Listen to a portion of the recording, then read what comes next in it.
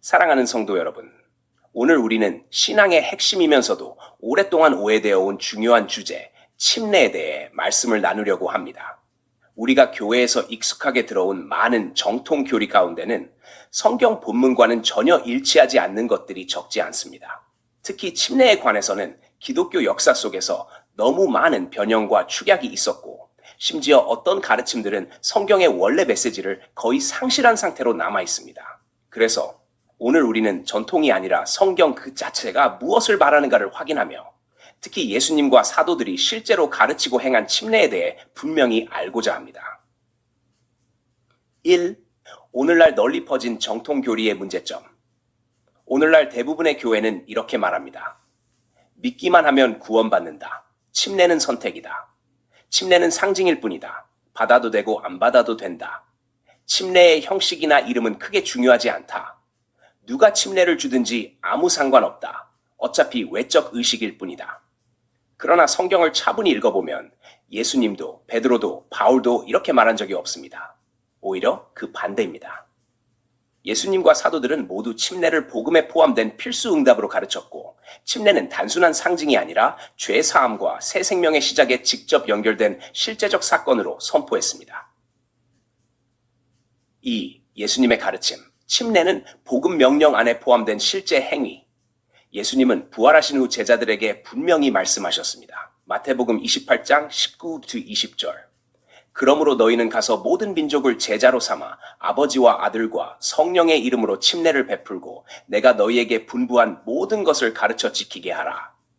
예수님의 지상명령에는 세 가지가 있습니다. 1. 가라. 2. 제자로 삼아라. 3. 침례를 베풀어라. 4. 가르쳐 지키게 하라. 침례는 복음의 부수적 옵션이 아니라 예수님께서 친히 명령하신 제자도의 시작점입니다. 예수님은 또 이렇게 말씀하셨습니다. 마가복음 16장 15-16절. 온 천하에 다니며 만민에게 복음을 전파하라. 믿고 침례를 받는 사람은 구원을 얻을 것이요 믿지 않는 사람은 정죄를 받으리라. 예수님은 믿음과 침례를 분리하지 않으셨습니다. 오늘날 많은 교회가 분리해 버렸을 뿐입니다. 3. 사도들이 실제로 전한 복음, 어디에 가도 침례가 중심이었다. 예수님의 명령을 받은 사도들은 실제로 어떻게 복음을 전했습니까? 사도행전 2장 38절 베드로는 오순절 성령 강림 직후 이렇게 외쳤습니다. 회개하라. 그리고 예수 그리스도의 이름으로 침례를 받으라. 그리하면 죄사함을 받으리라. 회개, 침례, 죄사함, 성령 선물 이 네 가지는 분리되지 않았습니다. 사도행전 8장 12-13절 사마리아에서 빌립이 복음을 전하자 남녀가 다 침례를 받았습니다. 심지어 마술사 시몬도 믿고 침례를 받았습니다. 사마리아 복음 전파의 결론도 침례였습니다. 사도행전 10장 44-48절 고넬료의 집에서도 성령이 임하신 후 베드로는 이렇게 말합니다. 이 사람들이 우리와 같이 성령을 받았으니 어찌 침례를 받지 못하게 하겠느냐 하고 예수 그리스도의 이름으로 침례를 베풀라 하니라. 성령을 받은 이후에도 침례는 당연히 필요했고 반드시 시행되었습니다. 사도행전 16장 30-34절 간수의 질문. 내가 무엇을 하여야 구원을 얻겠습니까?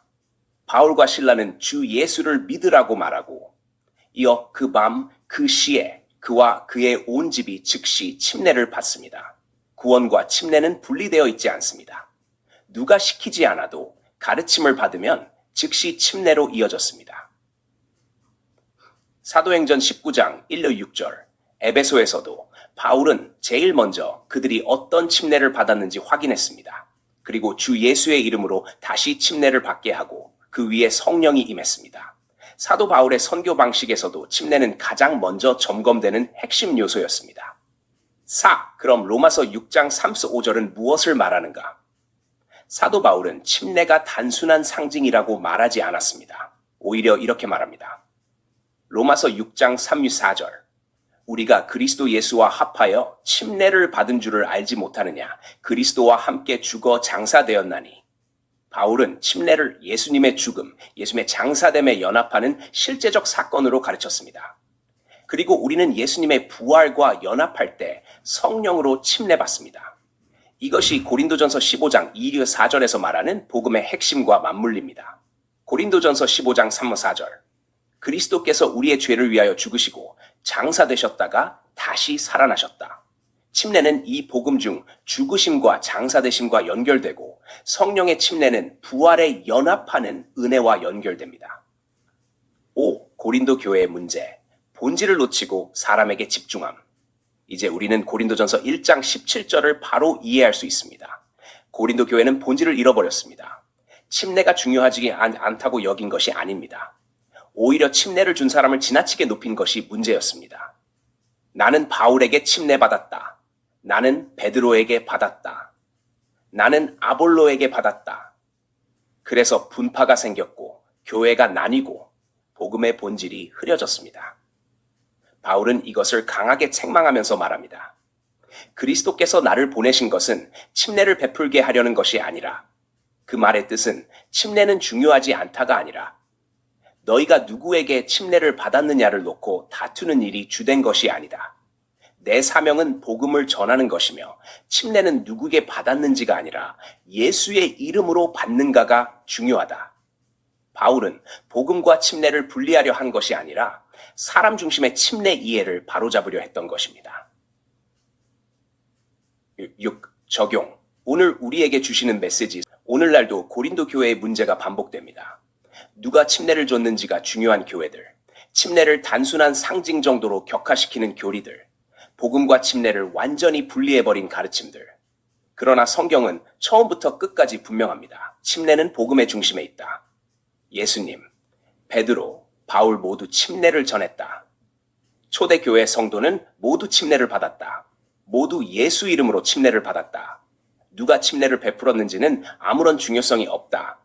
그러나 예수의 이름으로 침례를 받는 것은 절대적으로 중요하다. 오늘날 문제가 되는 것은 이것입니다. 사람이 중심이 되면 침례의 본질을 놓치고 예수의 이름이 중심이 되면 침례의 복음이 회복된다. 7. 결론. 사랑하는 성도 여러분, 침례는 단순한 상징이 아닙니다. 침례는 구원의 조건을 만들어내는 행위도 아닙니다.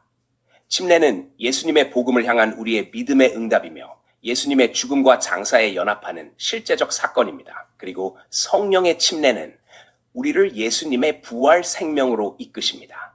그러므로 우리는 이렇게 고백해야 합니다. 누가 침례를 주었는가는 중요하지 않다. 그러나 예수 그리스도의 이름으로 침례를 받는 것은 복음에 대한 순종이며 주님의 명령이다.